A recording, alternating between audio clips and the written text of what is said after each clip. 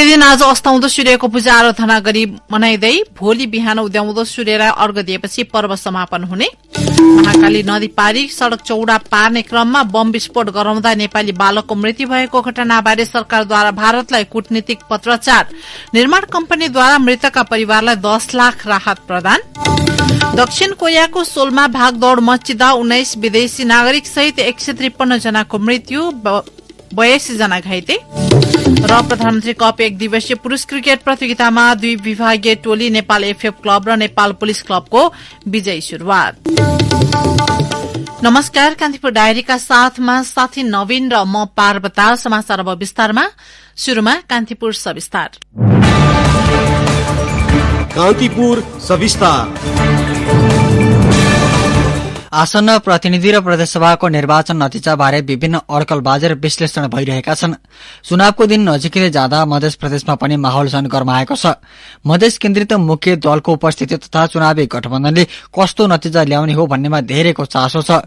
अन्तिम अवस्थामा भएको गठबन्धन अदल बदलले पनि कस्तो नतिजा आउला भन्ने धेरैले चासो राखेको मधेसको चुनावमा कौतूहल थपेको हो। त्यसमा अझ मधेसका चर्चित अनुहार नै यसपटक एक अर्काका प्रतिस्पर्धी बनेका छन्। त्यसैले मधेस केन्द्रित दलको विभाजनले प्रमुख राजनीतिक शक्तिलाई नै फाइदा पुग्ने र चुनावपछि उनीहरूलाई थप कमजोर बनाउन सक्ने अनुमान गरिएको छ।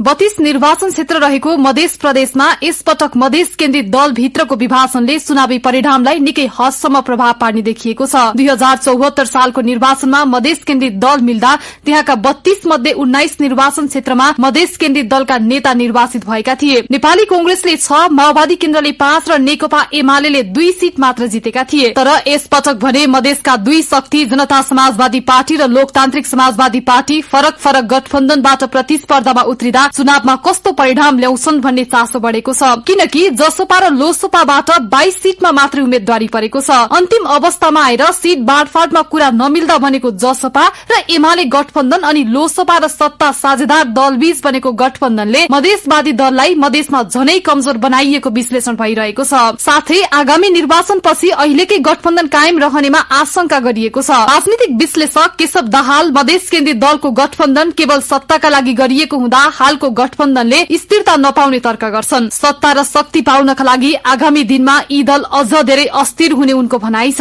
जब उहाँहरू आफै स्थिर हुनुहुन्न, उहाँहरू आफ्नो विचारप्रति आफ्नो मुद्दाहरूप्रति इमानदार हुनुहुन्न भने यसले स्थिरता पाउने त प्रश्नै आउँदैन। भोलि उहाँहरू चाहिँ आवश्यक पर्दाखेरि एउटा पार्टीसँग चाहिँ गठबन्धनमा हुनुहुन्छ चुनावको बेलामा, तर भोलि सरकार बनाउने बेलामा उहाँले अर्को पार्टीमा जाँदाखेरि फाइदा देख्नु भने उहाँहरू सर्लक्क अर्को पार्टीमा जानु। गत 2074 सालको प्रतिनिधि सभा चुनावमा मधेसको 32 सीटमा हालको जसपा, त्यस बेलाको संघीय समाजवादी फोरमले 9 तथा अहिलेको लोसपा र त्यस बेलाको राष्ट्रिय जनशक्ति पार्टीले 10 सीट जितेको थियो। राष्ट्रिय दलहरूलाई उनीहरूले गत चुनावमा नराम्ररी पछारेका थिए। तर यसपटकको मधेस केन्द्रित दल नै छिन्न भिन्न अवस्थामा हुँदा अन्य दलले फाइदा उठाउन सक्ने प्रबल सम्भावना छ। मधेस मामिला जानकार विजयकान्त कर्ण पनि मधेस केन्द्रित दल सत्ताको राजनीतिमा रमाउनु नै पतनको शुरूआत रहेको बताउँछन्। यस चुनाव यी दुवै दलका लागि निकै चुनौतीपूर्ण रहेको उनको तर्क छ। मधेसी राजनीतिक दलहरू सत्ताको राजनीतिमा आउनु भनेकै उहाँहरूको पतनको सुरुवात। दुईटै राजनीतिक दल खास गरी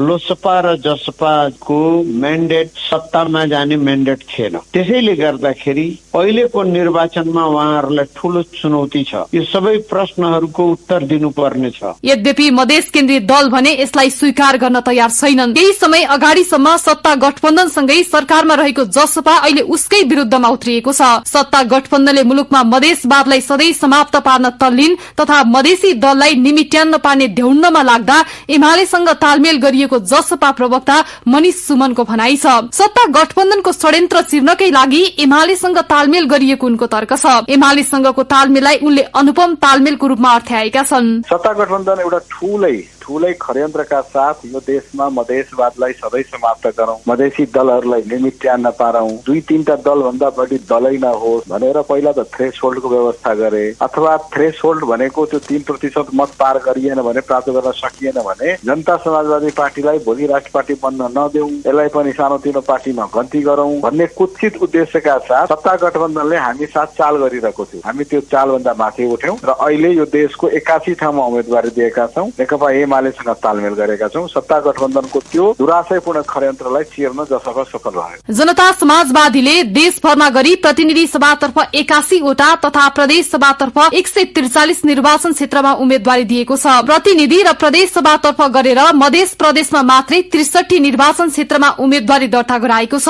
एमाले संघको तालमेलमा जसपाले मधेसमा प्रतिनिधि सभातर्फ 14 सीट पाएको छ भने अन्य जिल्लामा 3 सीट पाएको छ। उता सत्ता गठबन्धनसँग चुनावी तालमेल गरेको लोसपाले पनि प्रतिनिधि सभातर्फ 8 तथा प्रदेश सभातर्फ 16 सीट पाएको छ। सत्ता गठबन्धनसँग लोसपाको तालमेल मधेसमा मात्र छ। विचार सिद्धान्तले मेल नखादा पनि गरिएको सत्ता गठबन्धनसँगको तालमेलले लोसपालाई पनि कुनै पछुतो छैन। नेता अनिल झाले भने यो गठबन्धनको राजनीति अगाडि बढिरहेको थियो। कुनै न कुनै प्रकारले दुई वा दुईभन्दा बढी दलहरू मिलेर चुनावमा जानुपर्छ भने हामीले मत दिन चाहने हाम्रा समर्थक साथीहरूको पनि सल्लाह थियो। त्यही बमोजिम कंग्रेस नेतृत्वको यही गठबन्धनसँग कुराकानी अन्त्यमा मिल्यो। त्यो मिलेको कुराकानीको हिसाबले कांग्रेससँगको गठबन्धन 5 दलीय गठबन्धनमा हामी आयौं। यो गणितको कुरा हो, किनभने चुनाव जित्नको लागि हुन्छ। एकतापछि पटक पटक विभाजनको मार खेप्दै आएका मधेस केन्द्रित मुख्य दलको किता परिवर्तनले आगामी चुनावलाई मात्र नभई त्यसपछि सत्ता समीकरणलाई समेत प्रभावित पार्ने अनुमान गरिएको छ। साथै कतिपयले फरक फरक गठबन्धनबाट प्रतिस्पर्धामा उत्रिएका मधेसका दुई शक्ति जसपा र लोसपाले अहिले गरेको तालमेल स्थिर हुन नसक्ने टिप्पणी र विश्लेषण गरिरहेका छन्। रेडियो कान्तिपुरका लागि तुलसी अर्याल। कान्तिपुर सविस्तार।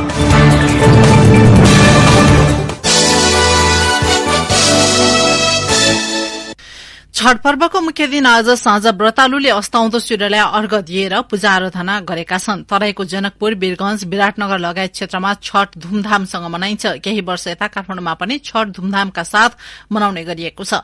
सूर्यको पूजा र उपासनाको यो पर्व कार्तिक शुक्ल चतुर्थीदेखि सप्तमीसम्म मनाउने गरिन्छ।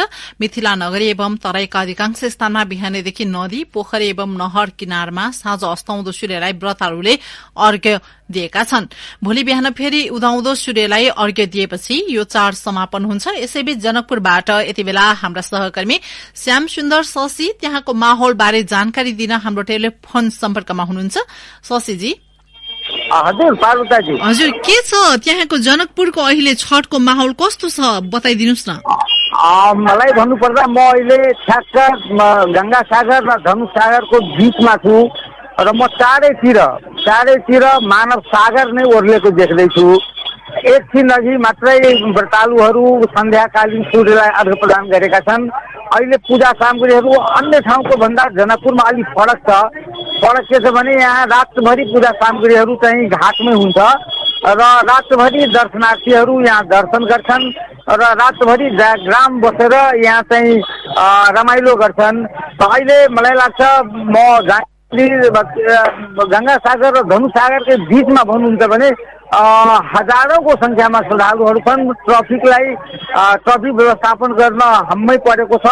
ब्यारिकेड गर्दा पनि गाह्रो भइरहेको छ। बाल बालिका, वृद्ध वृद्धा, किशोर किशोरी पुरै चाहिँ टन्नै भरेको छ चारैतिर। अब यो कोरोनाले गर्दाखेरि केही वर्ष चाहिँ जुन छठ व्रतालुहरू हुनुहुन्छ होइन, श्रद्धालुहरूले चाहिँ खासै खुलेर मनाउन पाइरहनु भएको थिएन। तर यसपालि त पक्कै पनि भिडभाड बढेको छ होला होइन? कस्तो छ भिडभाड, कस्तो पाउनु भएको छ यहाँले गत वर्षहरूको तुलनामा?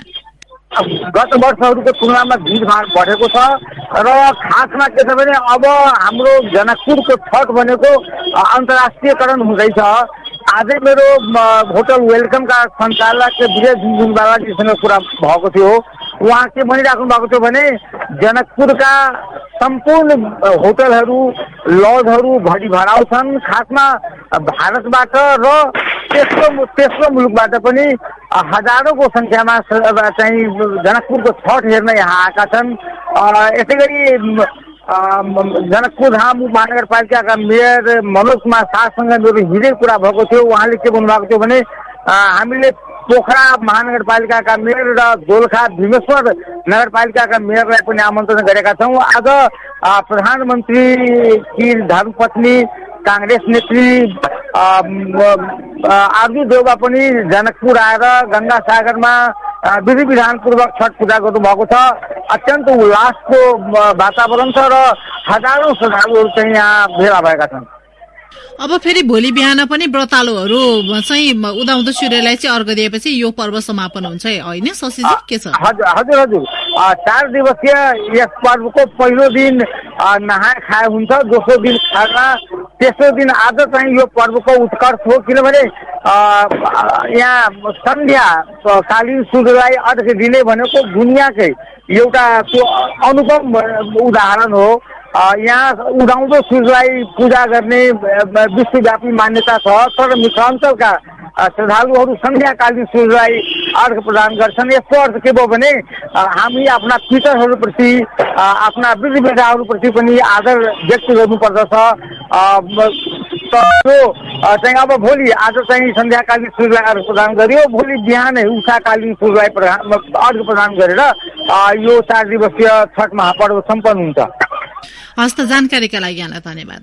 उहाँनुहुन्थ्यो हाम्रा जनकपुर सहकर्मी श्याम सुन्दर शशी। हामीले उहाँले भनिरहँदाखेरि, हाम्रा सहकर्मीले भनिरहँदाखेरि ब्याकग्राउण्डमा पटकाको आवाज पनि सुनिरहेका थियौं। साँच्चै नै भन्दाखेरि जनकपुर र वीरगंजको घडियारबा पोखरी चाहिँ छठ पर्वको अवसरमा एकदमै धेरै मजाले सिंगारिन्छ।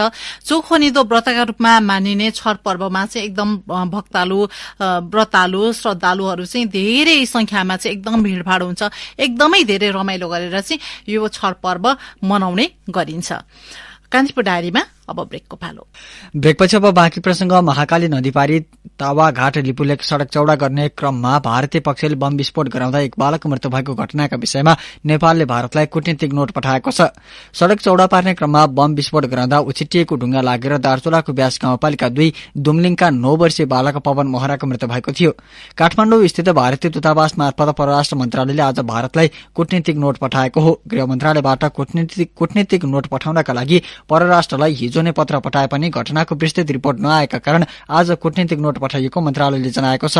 नोटमा पीड़ितलाई उचित राहत र क्षतिपूर्ति दिलाउनका लागि आग्रह समेत गरिएको छ। यसका साथै अन्तर्राष्ट्रिय सीमानामा यस्ता गतिविधि गर्दा नेपाली पक्ष र सम्बन्धित स्थानीय प्रशासन तथा स्थानीय बासिन्दालाई समेत अगाडि नै जानकारी दिन आग्रह गरिएको छ। यसैबीच भारतीय सड़क निर्माण कम्पनीले घटनामा गल्ती स्वीकार गर्दै मृतकको परिवारलाई भारतीय रुपैयाँ 10 लाख राहत स्वरूप उपलब्ध गराएको छ।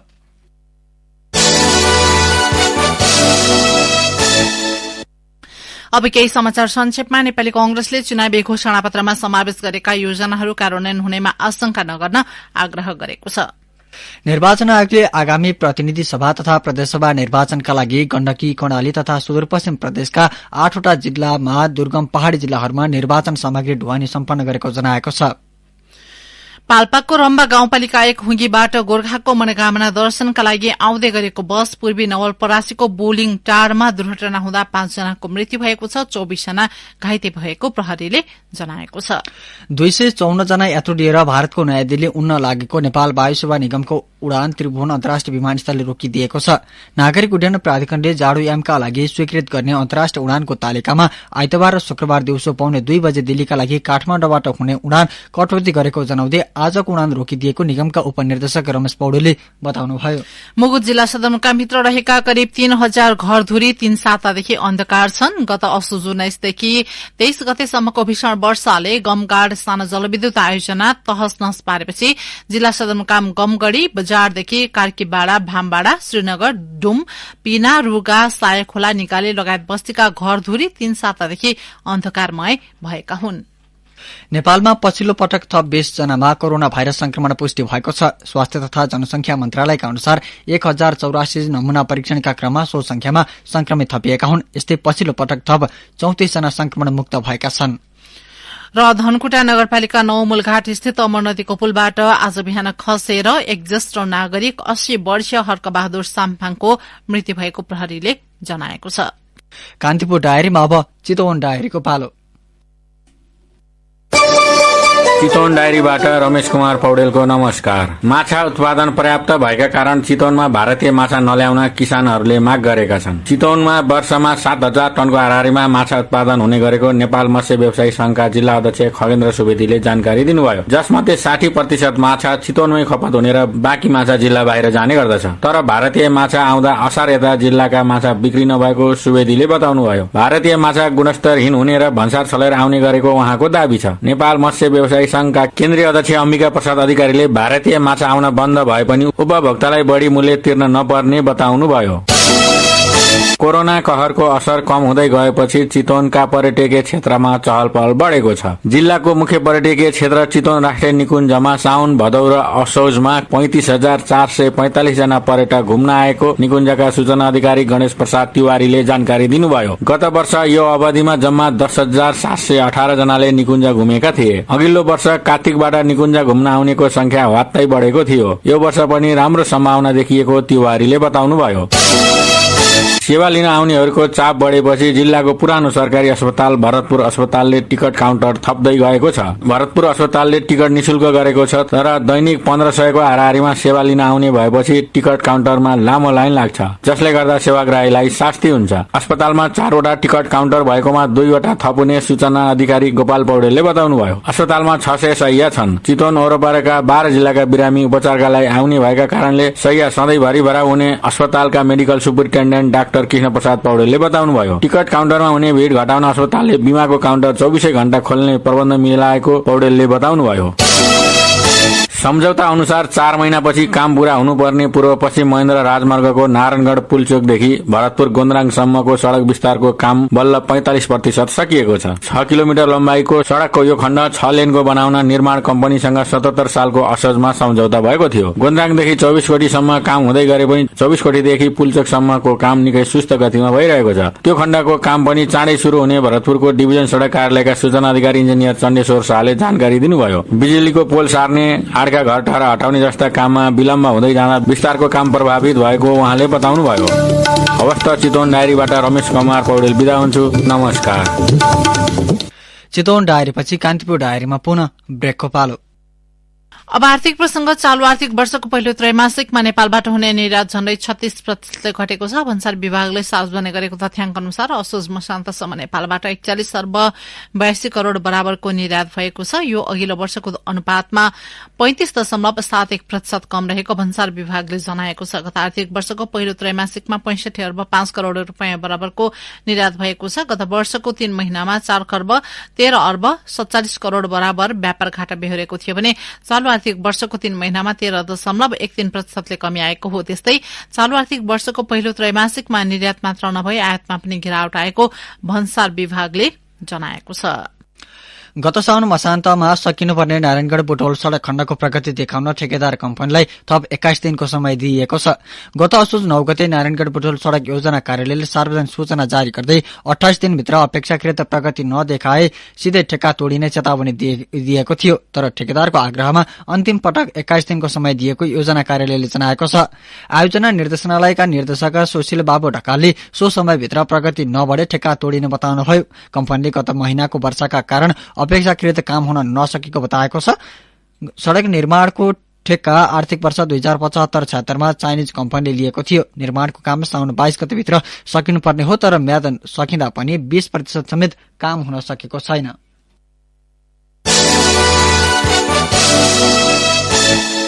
अब अन्तर्राष्ट्रिय प्रसंग। दक्षिण कोरियाको राजधानी सोलमा भागदौड़मा सिधा मृत्यु हुनेको संख्या 153 पुगेको छ।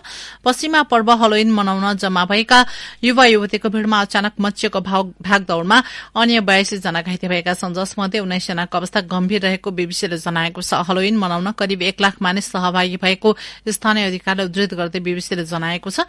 मृत्यु भएका मध्ये 20 विदेशी नागरिक रहेको बताइएको छ। यसैबीच राष्ट्रपति युन सुक योलले घटनाप्रति दुःख व्यक्त गर्दै राष्ट्रिय शोकको अवधि घोषणा गर्नुभएको छ। अब खेल प्रसंग। प्रधानमन्त्री कप 1 दिवसीय पुरुष क्रिकेट प्रतियोगितामा 2 विभागीय टोली नेपाल एफएफ क्लब र नेपाल पुलिस क्लबले विजयी शुरूआत गरेका छन्। कीर्तिपुर स्थित त्रिवी क्रिकेट मैदानमा भएको उद्घाटन खेलमा त्रिभुवन आर्मी क्लबलाई 56 रनले हराउँदै एपीएफले सुखद शुरूआत गरेको हो। एपीएफले दिएको 220 रनको लक्ष्य पछ्याएको आर्मी 32.1 ओभरमा अल आउट हुँदै 163 रनमा समेटियो। आर्मीका हरि चौहानले 65 रन र रोहित पौडेलले 51 रनको योगदान गरेका थिए। त्यसअघि टस जितेर ब्याटिङ गरेको एपीएफले 47.4 ओभरमा अल आउट हुँदै 219 रन बनाएको थियो। एपीएफका लागि ओपनर प्रदीप ऐरीले 4 चौका र 6 छक्कासहित सर्वाधिक 71 रनको योगदान गरे। यस्तै सन्दीप जोराले 62 बलमा 6 चौकासहित 50 रन जोडे। जितसँगै एपीएफ समूह 1 को शीर्ष स्थानमा छ। उता मुलपानी क्रिकेट मैदानमा आज भएको अर्को खेलमा नेपाल पुलिस क्लबले बागमती प्रदेशलाई 192 रनको फराकिलो अन्तरले पराजित गर्दै विजय शुरूआत गरेको छ। जितका लागि 290 रनको लक्ष्य पछ्याएको बागमती 28 ओभरमा अल आउट हुँदै 97 रनमा समेटियो। बागमतीका लागि ओपनर ईशान पाण्डेले सर्वाधिक 24 रन बनाउनु बाहेक अन्यले दोहोरो स्कोर गर्न सकेनन्। यसैगरी बागमतीले टस जितेर फिल्डिङ रोजेपछि ब्याटिङ थालेको पुलिसले निर्धारित ओभरमा 5 विकेट गुमाउँदै 289 रन बनाएको थियो। पुलिसका कप्तान दिपेन्द्र सिंह ऐरीले 82 बलमा 11 चौका र 4 छक्का सहित 108 रनको शानदार शतकीय इनिङ खेले। र आईसीसी टी20 विश्वकप क्रिकेटमा बंगलादेश र पाकिस्तान विजयी भएका छन्। बंगलादेशले अस्ट्रेलियाको ब्रिस्बेनमा भएको खेलमा जिम्बाब्वेलाई 3 रनले पराजित गरेको हो। बंगलादेशले दिएको 151 रनको लक्ष्य पछ्याएको जिम्बाब्वेले निर्धारित ओभरमा 8 विकेट गुमाएर 147 रनमा समेटियो। त्यसअघि टस जितेर पहिले ब्याटिङ गरेको बंगलादेशले निर्धारित ओभरमा 7 विकेट गुमाएर 150 रन जोडेको थियो। जितसँगै 3 खेलबाट 4 अंक जोडेको बंगलादेश समूह 2 को दोस्रो स्थानमा उक्लिएको छ। जिम्बाब्वे 3 खेलबाट 3 अंक सहित चौथो स्थानमा रहेको छ। उता पर्थमा भएको खेलमा नेदरल्याण्ड्सलाई 6 विकेट हराउँदै पाकिस्तानले पहिलो जित निकालेको छ। नेदरल्याण्ड्सले दिएको 92 रनको लक्ष्य पछ्याएको पाकिस्तानले 13 ओभर 5 बलमा मात्रै 4 विकेट गुमाएर पूरा गर्यो। त्यसअघि पहिले ब्याटिङ गरेको नेदरल्याण्ड्सले निर्धारित ओभरमा 9 विकेट गुमाउँदै 91 रन जोडेको थियो। जितसँगै पाकिस्तान 3 खेलबाट 2 अंक सहित समूह 2 को 5औं स्थानमा रहेको छ। अंकविहीन नेदरल्याण्ड्स भने पुछारमा रहेको छ। अन्त्यमा बुलेटिनका प्रमुख प्रसंग पुनः एकपटक। अन्तिम अवस्थामा भएको गठबन्धन फेरबदल हुँदा मधेसको चुनावमा रौनक बढ्दै मधेस केन्द्रित दल विभाजित हुँदा ठूला दललाई फाइदा पुग्ने विश्लेषण। छठ पर्वको मुख्य दिन आज अस्ताउँदो सूर्यको पूजा आराधना गरी मनाइँदै भोलि बिहान उदाउँदो सूर्यलाई अर्घ दिएपछि पर्व समापन हुने। महाकाली नदी पारी सड़क चौड़ा पार्ने क्रममा बम विस्फोट गराउँदा नेपाली बालकको मृत्यु भएको घटनाबारे सरकारद्वारा भारतलाई कूटनीतिक पत्राचार। निर्माण कम्पनीद्वारा मृतकका परिवारलाई 10 लाख राहत प्रदान। दक्षिण कोरियाको सोलमा भागदौड़ मच्चिँदा 20 विदेशी नागरिक सहित 153 जनाको मृत्यु, 82 जना घाइते। र प्रधानमन्त्री कप 1 दिवसीय पुरूष क्रिकेट प्रतियोगितामा 2 विभागीय टोली नेपाल एफएफ क्लब र नेपाल पुलिस क्लबको विजयी शुरूआत। हवस् त यिनै प्रसंगसँगै कान्तिपुर डायरीको यो बुलेटिन यही सकिन्छ। राति 8 बजे सेक्युरिटी एण्ड क्राइम डायरी हुनेछ। नवीन र म पार्वता आज्ञा माग्छौं। नमस्कार।